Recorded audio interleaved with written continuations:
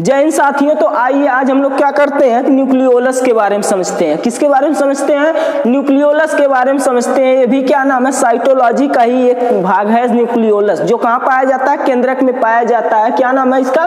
केंद्रिका। सर्वप्रथम फोंटाना ने, किसने? फोंटाना नामक वैज्ञानिक थे।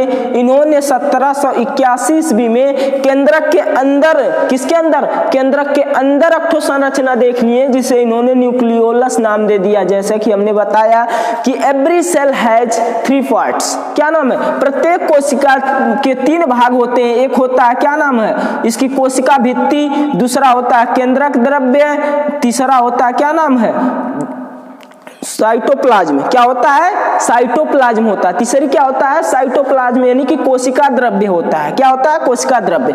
और जो फोंटाना जी थे, कौन? फोंटाना जी जो थे, इन्होंने क्या किया कि ये जो अंडवा का पियर का, जैसे समझिए केंद्रक का है, केंद्रक जैसे एक अंडवा उठाइए, अंडवा को जो उजर का होता है वो होता है साइटोप्लाज्म, यानी कि क्या नाम है, कोशिका द्रव्य। और जो उसका पियर का होता है वो होता है न्यूक्लियोप्लाज्म, यानी कि क्या नाम, केंद्रक द्रव्य। ये क्या किए कि कोशिका उठाए और इसके अंदर, यानी कि केंद्रक के अंदर इन्होंने देख लिया तो संरचना इनको मिली, जिसको इन्होंने क्या किया कि इन्होंने अपना ढिढोरा पीट दिया कि हमने एक नई चीज की खोज कर दी है। परंतु इन्होंने इसका नाम पता कुछ नहीं दे पाए। जैसे क्या होता है कि अगर किसी का बच्चा हो गया है, किसी का बच्चा पैदा हुआ है ना, तो कभी कभी क्या होता है, नाम देने से पहले ही उसका जो पापा जी होते हैं, अब्बा जी होते हैं, डैडी जी होते हैं, वो खत्म, भगवान को प्यारे हो जाते हैं। क्या होते हैं? भगवान को प्यारे हो जाते हैं। तो इनकी भी कुछ कहानी ऐसी ही थी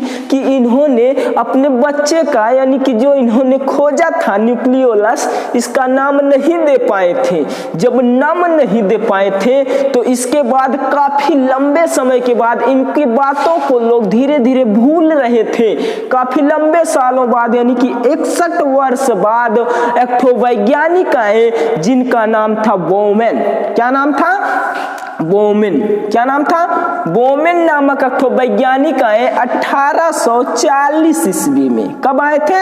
1840 ईस्वी में बोमेन नामक एक वैज्ञानिक आए, जिन्होंने फिर से वही संरचना देख लिया, फिर से केंद्रक में वही संरचना देखे। जब इन्होंने भी वही संरचना देखा तो इन्होंने वो गलती नहीं किया जो फोंटाना जी ने किया था। इसके बारे में काफी अध्ययन किया और अध्ययन करने के बाद इन्होंने इसका नाम न्यूक्लियोलस रख दिया। क्या रख दिया? न्यूक्लियोलस। क्या रखा? न्यूक्लियोलस। न्यूक्लियोलस, इन्होंने इसका नाम क्या रखा? न्यूक्लियोलस। हिंदी में केंद्रिका। हिंदी में क्या है? केंद्रिका। और इन्होंने ही बताया कि इन्होंने, बोमेन ने बताया, लोगों ने इनसे सवाल किया तो बोमेन जी ने बताया कि प्रत्येक कोशिका में, यानी कि प्रत्येक सुकेंद्र की कोशिका में पाई जाता है क्या? न्यूक्लियोलस। क्या पाया जाता है? न्यूक्लियोलस पाया जाता है। किसमें पाया जाता है? तो यूकैरियोटिक सेल में पाया जाता है। किसमें पाया जाता है? तो यूकैरियोटिक सेल में पाया जाता है। लोगों ने कहा कि अच्छा, यूकैरियोटिक सेल में ही क्यों पाया जाता है, ये प्रोकैरियोटिक सेल में नहीं, क्यों नहीं पाया जाता है? कहते भाई साहब, जिसके पास रहने की जगह नहीं होती है ना, वो कहीं देखता है, एडजस्ट होने को सोचता है।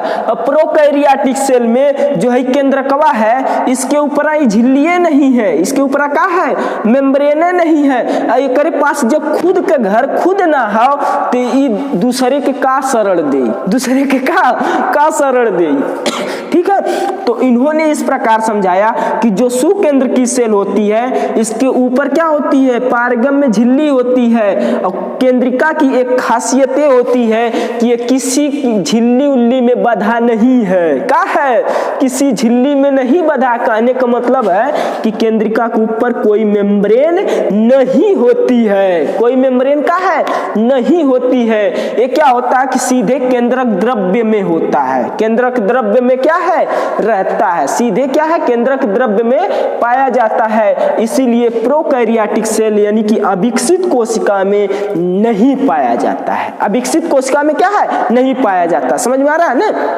हाँ, तो प्रोकैरियोटिक सेल में नहीं पाया जाता। ठीक है, इन्होंने बताया, किसने बताया? बोमेन जी ने ही बताया कि प्रत्येक सुकेंद्र की कोशिका में 1 से 2 केंद्रिकाएं पाई जाती हैं। कितनी केंद्रिकाएं पाई जाती हैं? यानी कि 1 से 2 न्यूक्लियोलस प्रत्येक सुकेंद्र की कोशिका में पाए जाते हैं। प्रत्येक सुकेंद्र की कोशिका में क्या है? पाए जाते हैं। अगर आपसे पूछ लेता है सबसे ज्यादा केंद्रिका किस में पाई जाती है, तो प्याज है। प्याज में ससुर 4 पावा जाती है। किसमें? 4 पाई जाती है केंद्रिका, प्याज के केंद्रक में 4। प्याज देखे है ना, प्याज उधर बतबकलवा निकली, वो वाली बतिया, वो वाला है प्याज।